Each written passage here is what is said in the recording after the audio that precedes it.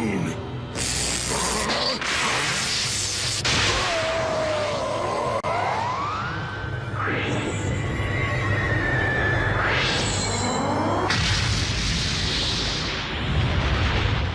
Welcome back to another issue. I'm Beastie Boy. I'm Table. I'm Red. And it is I, Shino Brando. When we last left the Z Crusaders, Shino told the origin of Goku's path to power. Now we join them on a Snake Way, where they travel from the beginning of the Saiyan Saga to Majin Buu and beyond. All right. So I'm not going to go into deep specifics on everything here, but I'm going to let you in on little things here and there that were going behind the scenes, especially with creator Akira Toriyama. He kind of wanted to move away from the project because he put a lot of years into Dragon Ball itself. I kind of want to do something else, but Shonen Jump and the fans would not let it go. So he came back for more. So the last I told you guys, the last thing Goku did was pretty much conquer the greatest battle of all, marriage. And so his next battle was pregnancy. And so 5 years later, we decided to fast forward and have Goku have a son, Gohan, which would be the focal point of Dragon Ball Z from this point on, which is crazy because most audiences, especially the American audience, only really latched on to Dragon Ball Z. So they usually think it as there's no character development in your hero. Thing is, all that happened in Dragon Ball, and so DBZ is supposed to be all about Gohan and Gohan only. Evidence in this is that when we begin the Saiyan Saga, we immediately start jumping into power levels, kind of a way to kind of level out everybody on who can battle who and kind of show the hierarchy of who stands out on top. To kind of differentiate the power between them all, they had Raditz come down and pretty much. And when you witnessed Goku defeat Piccolo in the last world tournament, you kind of got a sense of like who was really stronger over who in the rest of the gang. To see Raditz kind of waste these two dudes, kind of like level out and like making the stakes a bit bigger, which is what Akira Toriyama kind of wanted. That's why Raditz has long, spiky hair. Yeah, like more or less, like everything went more of exactly angular looks, triangular squares, and less circles. Kind of made them look more aggressive.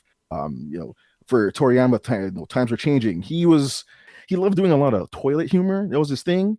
But like he also loved the kung fu theater. So he really wanted to give something like a story like that. And again, like going over Dragon Ball history, he did love the old tale of Journey to the West. And so Dragon Ball is heavily influenced by that. So he kind of tweaked a chapter from that story with the Saiyan Saga here. And in that story, there is like something like an evil version of the Monkey King who comes down, and he's pretty powerful. And so the Monkey King must sacrifice himself and leave his son behind to kind of pick up the reins from there. So we were kind of molding a storyline behind that.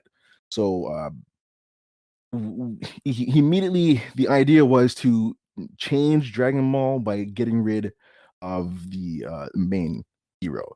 So he kind of wanted to bury Goku away and start fresh with his son, have him trained by his one-time enemy, now turned ally, Piccolo, and just have a different flow to the hero, right? But the fans did not want that, and so we wrote in Snake Way, a way to preserve Goku. And so kind of try to play around with the storyline, see if he can write something about Goku in the afterlife and kind of still focus on Gohan. No one wanted that still. And so the flow went to Goku finding a way to come back to life. That was Akira Toriyama's first attempt getting rid of Goku, and it didn't work. And he would try again a little bit later. So with Goku being dead, that is from his time versus Cell, right? Perfect Cell? This first attempt was his fight after Raditz. Yeah. Okay. He took the special beam cannon. The word I can't remember what the Japanese one title for the Maka Kosenpo. Something like that. Yeah, and put it right through Raditz and Goku's chest. Right, Goku took the sacrifice move to kind of like kill Raditz, not realizing that Raditz is like in contact with Nappa and Vegeta, who were now going to be on their way. So that's the whole wraparound. It was supposed to be Gohan, supposed to be the small hero versus the big guys, right? And he's supposed to be able to take these guys down. But they brought Goku back. David instead. and Goliath as per se kind of storytelling. Exactly, you got it. And that, and again, it was supposed to harken back to the days of Goku, because Goku, again, when he was growing up, he was a little boy who took on a bigger enemy, and he always won. So we were trying to go back to that feel, but since we just grew Goku up, and so people wanted that back, so we brought him back. And we move on to the Namek Saga, Frieza Saga, which went on for some time, and that was supposed to be Toriyama's exit on the the manga. Sorry, he was gonna wrap it up at that point. So he kind of wanted to just answer questions as to where Piccolo was from and who he is, seeing that there's no other person like him on the planet, and they kind of alluded to him coming from far away. So they kind of want to wrap that storyline up. The whole lead up was supposed to be, you had your basic enemies on Earth, and then you got stronger, and then you took on everything a bit more otherworldly. You run out of antagonists here, so now we got to fight the ones from the stars. Yeah, exactly. Take on something bigger. So Frieza's supposed to be the big bad, right? He has a full-on space force. He's got just troopers on top of troopers. He's powerful. The whole he looks shebang, like a right? knockoff Mewtwo. There you go, right? Don't tell the Pokemon fans. Yeah, so Frieza was to be the big bad. I think his thing was, taking over planets and selling them back and doing all that stuff and being completely cruel. He was you guys already know, he's the main reason why the Saiyans are down to nobody. So they're gonna wrap up the whole thing and have, your Saiyans get their revenge, kill the Bane dude, and save the day. If memory serves me right, that is why Goku's planet blew up in the first place, is because Frieza destroyed the hickety hack out of it. Yeah, so with this saga, we're gonna chop this down and just finish it all off. Poor Toriyama, because the anime could not wait. They were forcing a storyline to come out. He was trying to write in between, so this was the beginning of filler. A lot of filler. Oh, especially no. after, yeah. So, there was a bit of filler between the travel to Namek, but after defeat of Vegeta, there's a bit of filler in there. Nothing crazy. It kind of leads and leans into the next saga itself. But when we get to Namek itself, because the anime was now at that point catching up, if not already there. They had to write in a lot of scenes to just pad out that time. So one scene that's super criminal about it is Vegeta's confrontation with a Namekian village. Yes. Literally stand there. Yeah, they quite literally stand there for I think 2 or 3 episodes in the same conversation. Friggin' ridiculous. Yeah. And I think another part of Sound that, like good writing. But that's also showing Goku training on the way to Namek. That's right too. A lot of that. There are a lot of misadventures in between where during his travels to Namek. They just wrote a lot of stuff in there just to run that, to give him more time to write. Toriyama at that point was so bogged down by it that he had to sell his rights to the studio and just go George Lucas on it and just kind of figurehead over some things. Because it was just too much. He couldn't keep up with the demand, so he had to get a team to kind of draw and get his stuff published and out there. So they start putting their own input in, and that's when the tone of the show kind of changed a bit more aggressive. The style again changed to a bit more hard edge, more angular. This saga here was going to be the wrap up. You can see the retcons in it that happened. So retcon 1 would be the Super Saiyan clause. So by rights, Goku was supposed to be the only one to do it. If you watch the Bardock special, the one about his father, it kind of alludes to Bardock being kind of a Super Saiyan too, since he got gifted with a telepathic power, kind of heightened his senses a little bit. Retcon number 2, the saga right after, Vegeta would immediately do it just by getting really pissed off. And then we would get Gohan to do it by getting really pissed off also. So the whole Super Saiyan thing being just one out of a whole bunch became a bunch of bullshit. It just came down to being saying it in any way possible. Yeah, a select grouping of them at a time during a once in a blue moon we'll be able to do it. So yeah, these guys are the one class that's able to do it. The reason why Vegeta became Super Saiyan also is because toys. Oh, that does make sense. Now that you say that, yeah. I'll Like- get back to that. I could let it go if there was some sort of, explanation for Mhm. why other people could now do it. Like if they went, okay, so this was a him specific ability for reasons XYZ, but these people have gone through their own interesting journeys that have led to them developing essentially the same thing, because it is like a thing that all Saiyans could do under Dude, the right circumstances, but no one else has ever exactly. done it. But There you go. it sounds like that's not what they did. Nope. This one had another retcon where, so the notorious ending, right? Where the 5-minute fight that took on like the whole last end of the whole season. Yes, the scream that anime fans have heard for 20 some odd years. That's right.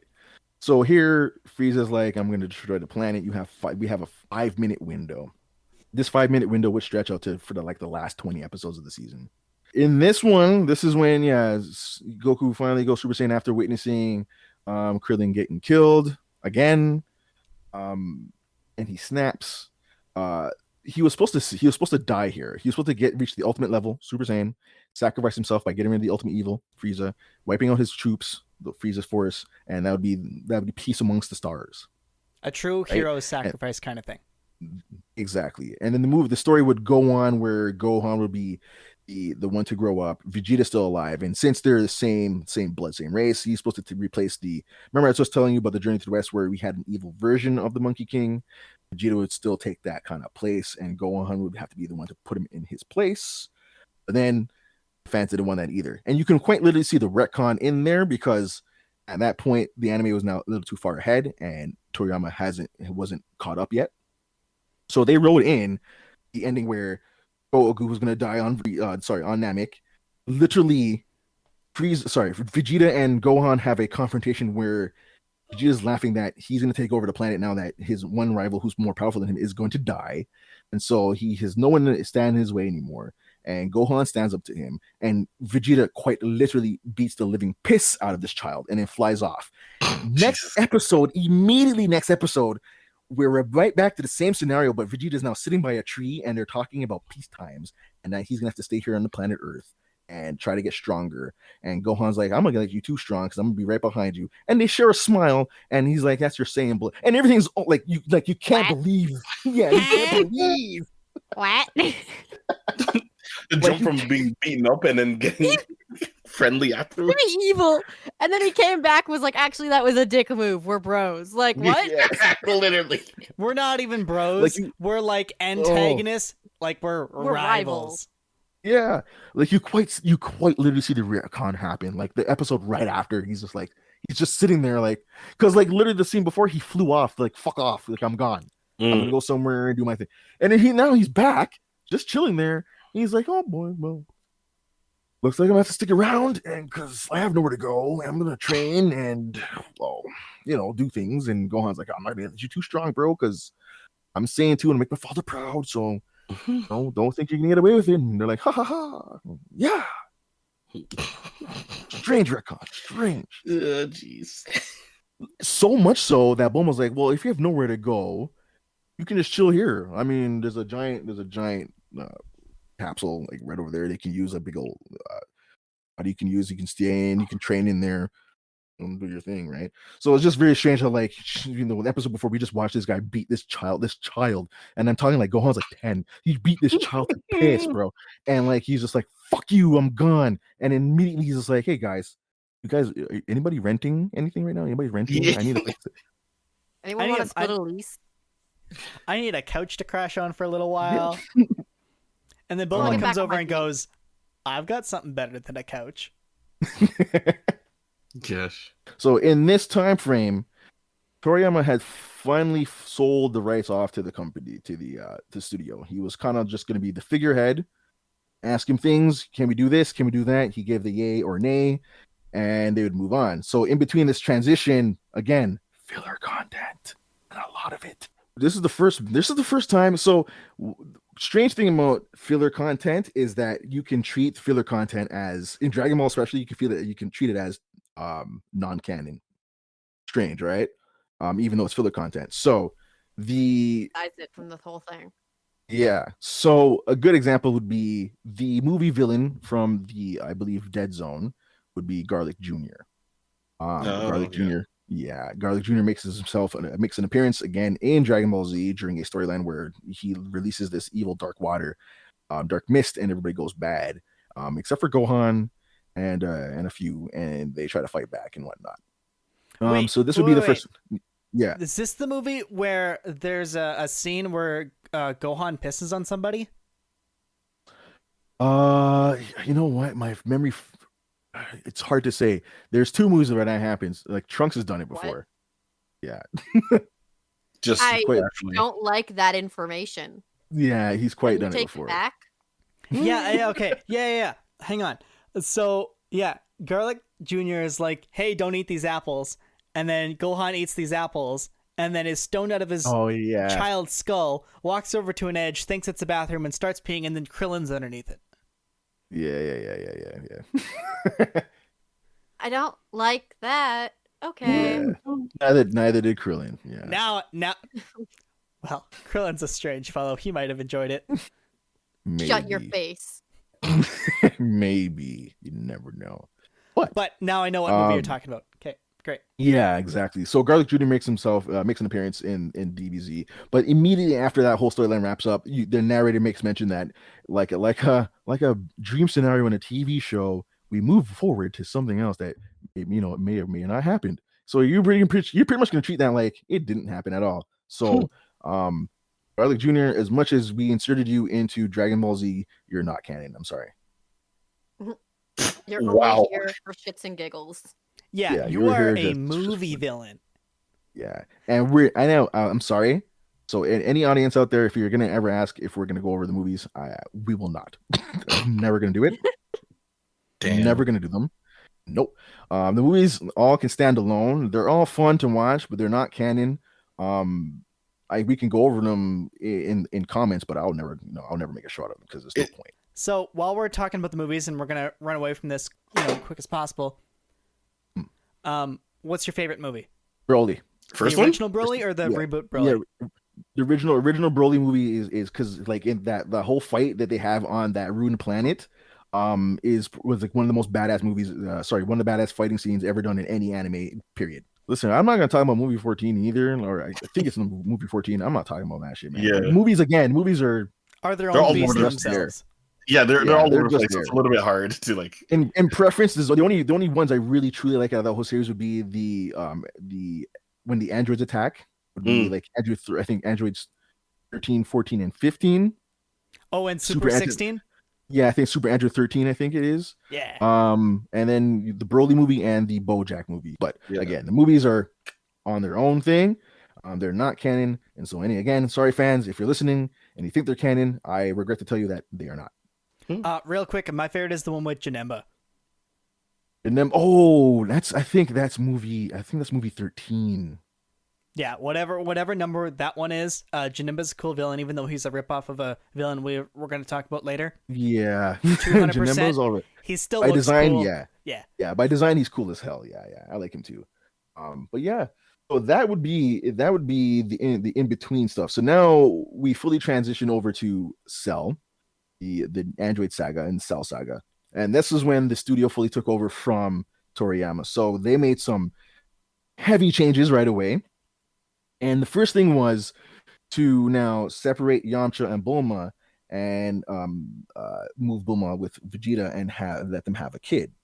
So two things about this happened. So the voice actors for Bulma and Yamcha, Hiromi Tsuru and Toro Furuya, respectively, because they worked on the same show for many years, so they became actual close friends. So they would often hang out and get a feel for each other and kind of like bring that same attitude to the studio, so that Bulma and Yamcha kind of would bounce off each other and sound more real when they would have a lover spat or just talk in general, right? Authenticity between the two characters. When they were told that they were going to be separated and that Bulma was moving on Vegeta, the two voice actors felt slighted because they spent so much time developing these two characters that they honestly thought that the two would actually end up together. And so for them, it was kind of a shock because the entire time, Yamcha comes off like a really shy boy who can't even talk to the opposite sex. And then here we go to the Android Saga. And in between this time, he became this 100% super womanizer somehow. Yeah, somehow, some way. And My so guy they developed some broke up. confidence skills and had some game. And suddenly they broke up. And so, they decided to make Trunks. Again, you guys want to know why they made Trunks? 2 reasons. Three reasons. 3 reasons. Two main reasons. Toys? That's one. One is toys. This is correct. But the design was because they wanted to get more girls and some more boys interested in Dragon Ball Z. So they designed Trunks. I'm so thankful they did. That Trunks guy. That guy is the entire reason an entire generation is inspired by the middle part. Middle part of the hair. Yeah, his main reason for existing was to draw in that crowd. The how do you pronounce it? The yaoi crowd. Yaoi crowd and the female crowd. So that's what he was made for, because the studio decided, hey, you know what? In your Dragon Ball program, you don't seem to have anybody with any sex appeal. And they were like, well, Yamcha. And they were like, we said sex appeal, man. We said sex appeal, not slug appeal. Like, right?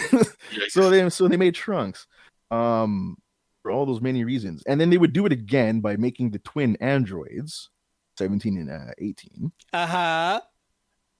For that very same reason. So you would and it's funny because you can tell it worked very well, because the spike in audience for Dragon Ball Z spiked really high. Damn it. During this time. That's where my 2 favorite characters are. Damn it. Looks like it worked. I feel pandered to, but also I'm thankful they did it. So in this saga here, now this was out of Toriyama's hands. The voice actors voiced their concerns to Toriyama, and they're like, it's kind of weird, it's unfair, and they're like, Yamcha's not a womanizer. And then he basically laughed and he's like, well, he is now, and then shut the door. So we just had to live with it.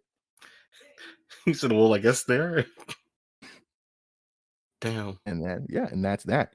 So we have now a new set of toys being made, some more Saiyans when there were supposed to be only a few, some more Super Saiyans for that matter. And we would try to kill Goku once again. This time trying to establish Gohan as the main protag. We made Goku the big sacrifice by taking the explosion from Cell. And then having Gohan reach that level and eradicating with a father-son Kamehameha.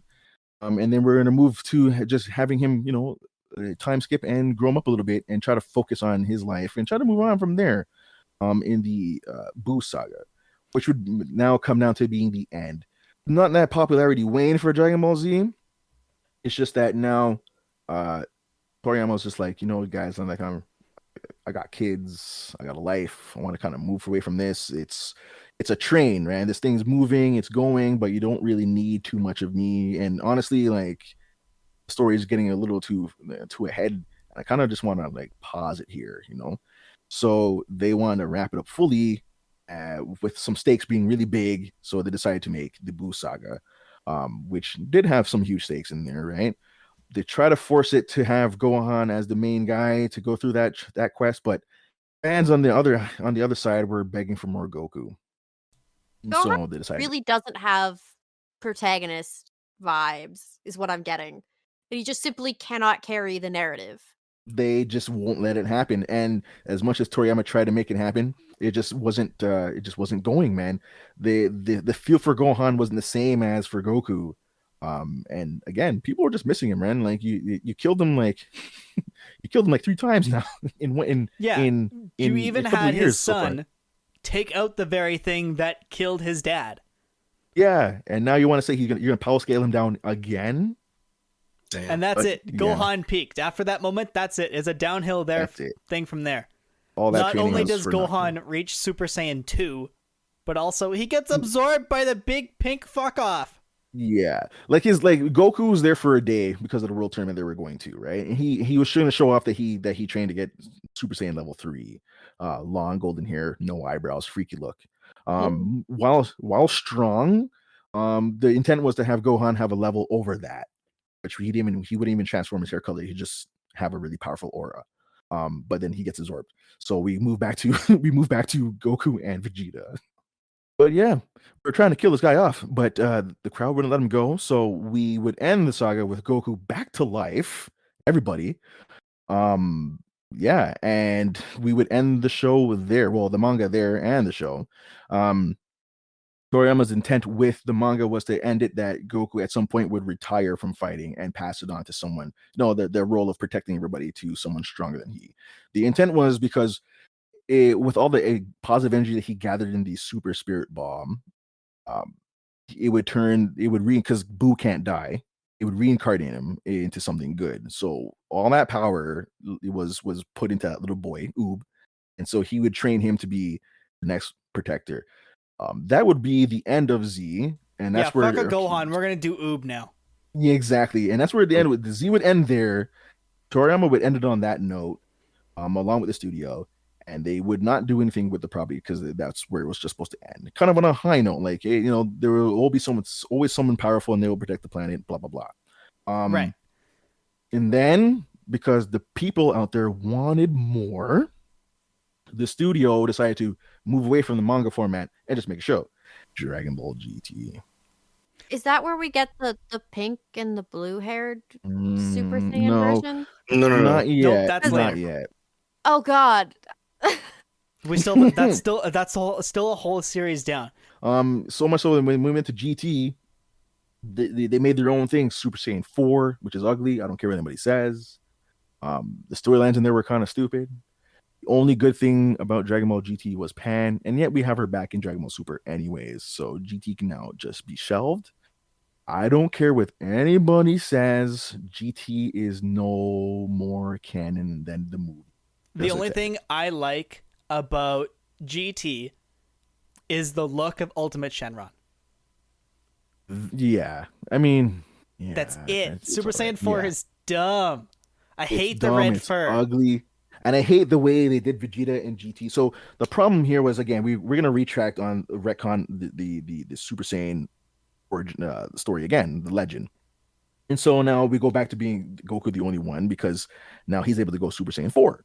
He should be the only one to go Super Saiyan 4, even though he got transformed into a kid by a ridiculous wish.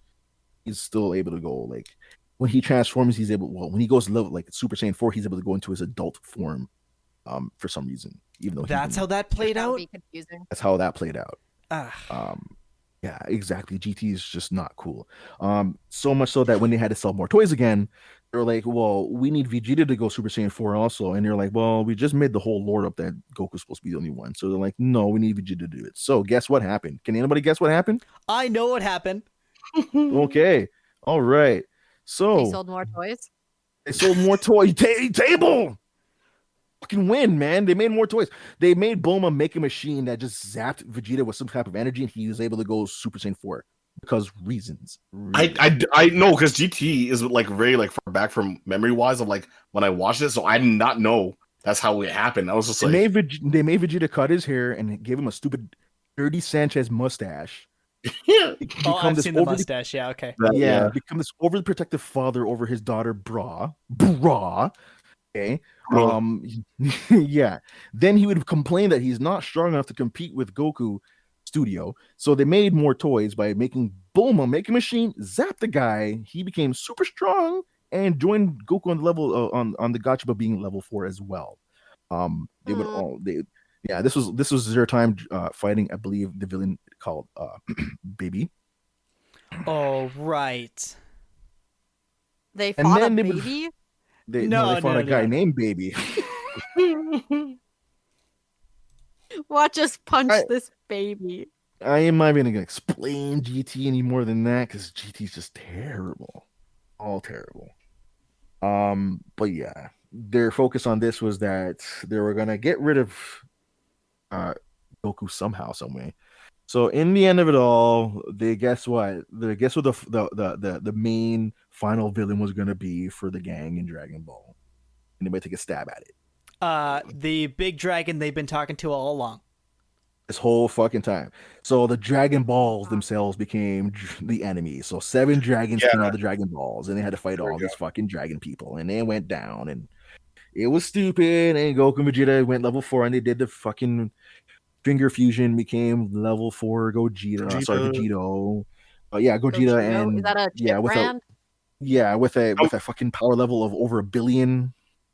So I'm pretty sure when they did the fusion, it was to be because when they did fusions, it was Gogeta, but when they did the earrings, earrings, it'd be Vegito. Vegito. Yeah, so finger fusion is Gogeta. Sorry, I just fucking hate the whole idea of GT. It's so terrible. Goku would not be wished back to his adult size. He would die, sacrifice himself. Then at the end of the series, they would focus on Pan's and Vegeta, like I guess Vegeta's grandchildren, Goku Jr. and Vegeta Jr. Well, I'm sorry, what? That's kind of selfish. Yeah, and we would just end it on that. And GT is not canon, so get rid of it. And years later, because the fans demand more always, and because the toys keep selling and the anime keeps playing and it keeps getting ratings and it keeps getting stuff sold and merchandise sold, they went back and they're like, Toriyama, will you sign off on this? And he's just like, fucking leave me alone here. Put my name on it. And so they made Dragon Ball Super.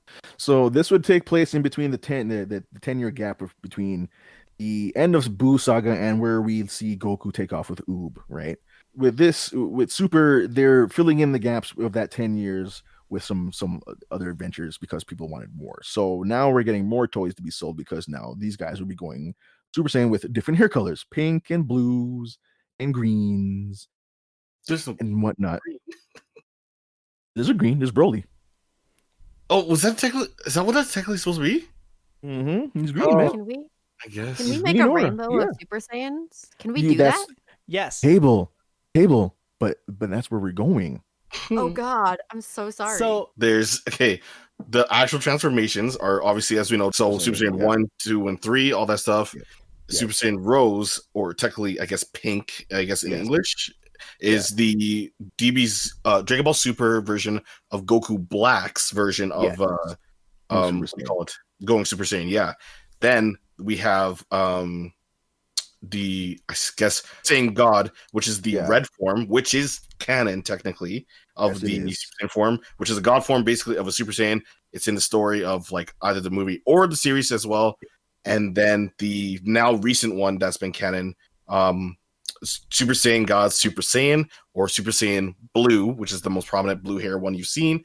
Mm-hmm. Then we have obviously Broly's recent one. I guess his version is a green, which you can also see on Kale and Khalifa or Kelfla. Right. I can't remember how it's pronounced. Again, see here, and see you just mentioned it too. That's another retcon for the Super Saiyan lore, right? Like again, here Goku's supposed to be the only one who's supposed to be able to go to like red level, and then we're like toys, so we made Vegeta do it, and we made Goku go blue, so we made Vegeta go blue. So we're just selling things throughout the years. Continuously on the fan voting poll for the favorite villain of Dragon Ball, Frieza always tops out at number 1. Of course, so this is why this is why he keeps coming back. We reached out on Twitter, and we had anybody that wanted to that has us on Twitter. You can follow us at Crusade Nerd. We've got some questions from our audience. So, Comic Book Keepers at CPK Cast says, why can't Vegeta ever be the one to take out the big bad? And goes on to say, I know why. Toriyama hates Vegeta. I assumed it was because Vegeta sucked, yes. Damn. No, it's not that they hate Vegeta. It's not even the fact that Toriyama hates Vegeta, but it's the fact that we have to power scale everybody so that we make Goku the head of everything and everybody else is on that rung. The one character who suffers from this the most would be Yamcha, because they let everybody beat the fuck out of Yamcha, and he can never get a win over anybody. They've pretty much structured that way to show off the capacity of like the villain. So like, if they wipe the floor with with Yamcha or Krillin, then you guys get an idea that these guys are strong, and so they start moving the card. So they start taking the mid tier guys, Tien and Piccolo. If they wipe those guys out, then it's on to bigger things, the Gohans, Gokus, and Vegetas. Next question we have is from 4 Nerds by Nerds podcast at FNBN podcast. They ask, should the series have stayed focused on Gohan after the Cell Saga? Should it have? Yes, but we should have treated it, because the one thing that pulls Gohan down is that Chi-Chi's always making him focus on school, and so Gohan's character gets just muted with this meek character that just doesn't have a heart for fighting anymore.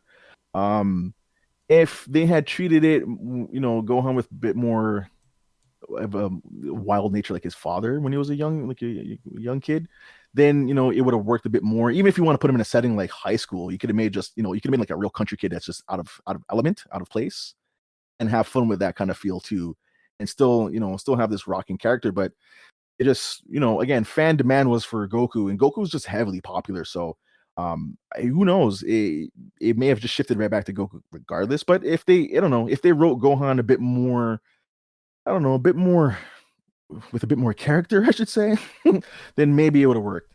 Our next one comes from SelfShoots from the hip hop podcast at SelfShoots. Why can't they give the IP to some better writers? Damn.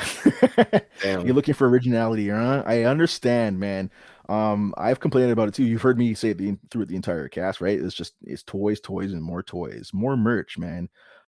And because of that, story wise and stuff, just plot becomes very and basic and kind of just almost repetitive, especially right now too.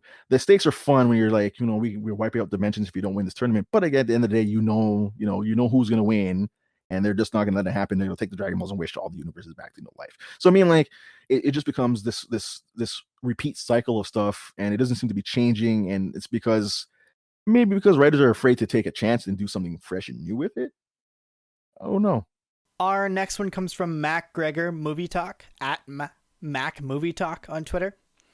I've always wanted to know what everyone's power levels are. I would like a scanner like Vegeta and Nappa so I can see everyone's power level.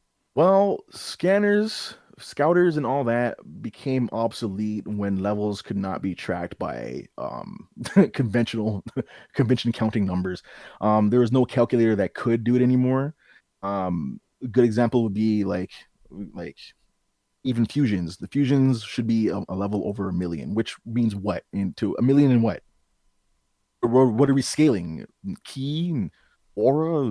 What are we scaling? Heat? Like what's the scale?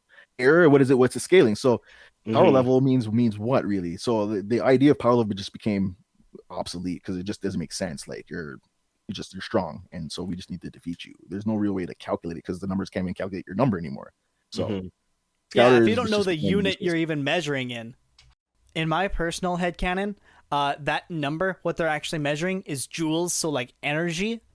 And so it's 9,000 joules. Yeah. Our next question is from the Link podcast at the Link_podcast. Who wins between Beerus and Buu in a pizza eating contest? Two answers to this. So one, the original loser would be the cook because he's gonna make all that food and it's gonna be a nonstop meal. Shit, hey. So the kitchen doesn't win. The kitchen doesn't win at all. Oh god. Between the two of them though, I'm gonna put my money on Buu on the fact that like his appetite is actually empty. It does not stop. Beerus will eat and then get sleepy. Buu does not sleep. He will continuously eat and eat and eat because he likes it and it's tasty. So that includes Beerus as well. Yeah, so there's no, I mean, Buu would win that, man. Our final fan question comes from SWO Productions at SWO Productions on Twitter. They've got two questions. One, do we have favorite arcs/sagas for Dragon Ball? Dragon Ball or Dragon Ball Z? Oh, sorry, yes, Dragon Ball Z. My apologies. No problem. In Z, for me personally, my favorite arc would be the Namek arc because that was supposed to be it has the feel of finality, finish, and all that. But you can honestly see the retcon happen when they insert like, oh no, Goku got off the planet in time. He's just chilling in space training somewhere, but he'll show up someday. Don't worry about it. Understood. My favorite is Cell. Is it Cell? Yeah, Cell has some high octane stuff happening in there. And it's mostly Cell because just to watch this big bug type creature not only like just suck people of their life, Yeah. but also the hunt for what is essentially his brother and sister. Yeah. To consume them to get more powerful. And their last question, SWO's last question is, do you prefer Dragon Ball, Dragon Ball Z, or Dragon Ball Super? Dragon Ball. Period. Just because it's the beginning adventure, the grand adventure, and it's actually an adventure, as where Z was more like just it's pretty much sagas. Like you can, it's got like I don't know how to explain it, but it doesn't have the same feel as Dragon Ball. Dragon Ball's had this overall just grand theater, where Z to me became more of like a structured gimmick. This villain strong, get stronger, fight this guy. Next saga, same thing, move on, next guy. Next saga, same thing. Dragon Ball for me is the one. Beast, you got a favorite? I want to say like it's a tie between Z and Super. I don't know, just because like I like the let alone of it being the classics, and then but at the same time where the story was being a little bit weird. How obviously like after Frieza Saga and all that stuff with the Cell Saga, it was like still like it's still memories though, right? So that's the thing. And then Super itself is still good as well. 100%. My personal favorite is Super, because that's where I jumped aboard the series with context. And so, but as we go through these tournaments and more and bigger of things are at stake, but also you mentioned it earlier. It's okay, well, I do know who's going to win. I do want to watch it happen. Once we start like pitting universes against each other, where do you go? Yeah, that's it. Right? Now, the overall feels that Goku and Vegeta are supposed to become full-time gods at some point. We'll see how that goes. And I right feel now, that's something very interesting to explore, but they've already tried that, and as you explained through this episode, that doesn't work when you're trying to pitch it to a fan base. It's like, okay, that character's going to retire, and they're going to be over here for a while. That doesn't work. Exactly. Stay tuned, man. There's certainly something to be said for a series where you know the outcome every single time. And like that's great comfort media. Like, okay, I'm going to show up here. I know exactly what I'm going to watch, and then I'm going to watch some great anime fights, and then I'm going to leave. Like That's exactly it. That's a vibe. And that's what Dragon Ball plays up on, right? It knows what it is. Like it's serving this to you. It's what you're asking for, right? You just want to come in, watch a bunch of good guys fight a bunch of bad guys, big battle, explosions, fighting scenes, wrap it up, call it a day. Table, final thoughts? Almost makes me wish I'd committed harder to stealing my one buddy's like copy of like it was some Dragon Ball Z omnibus, and I remember like stealing it in class and reading a few chapters, and then he was like, "Hey, give that back," and I never stole it again. I kind of wish I'd just kept taking it. Sounds like a ride. Again, for me, it just feels more fulfilling if you watch it right from Dragon Ball. No matter how ancient the animation looks, just kind of just go through it and watch it, and then just you get the whole feel of the whole story. It just makes especially for Goku, it just makes his character feel more enriched, man. Like it's just fun watching him grow up. And then now, just like for me, it's just seeing this little punk country kid turn into this god now is just wild. Could not have wrapped it up better myself. Beastie, if you please. Well, we had this journey with Goku and the gang of the Z Fighters. But if you'd like to hear more, make sure you hit that subscribe button. We upload every Wednesday, and you can catch us streaming live on Thursdays at twitch.tv/nerdcrusade. You can also follow us on Twitter and Instagram for updates and what we talk about for the Nerdiverse, and join our Crusader chat on Discord. The links are on the screen and in the description as well. You can download any previous episodes or listen on your mobile device through the Anchor.fm website, or search Nerd Crusade on your favorite podcast app. Thanks for joining us, and until next time, fellow Crusaders. That's to be continued. Thanks for tuning in. If you like this video, go ahead and mash the thumbs up. If you want to swing by when we have a new video, web up the sub button. Oh, and while you're at it, hit the bell to be notified by...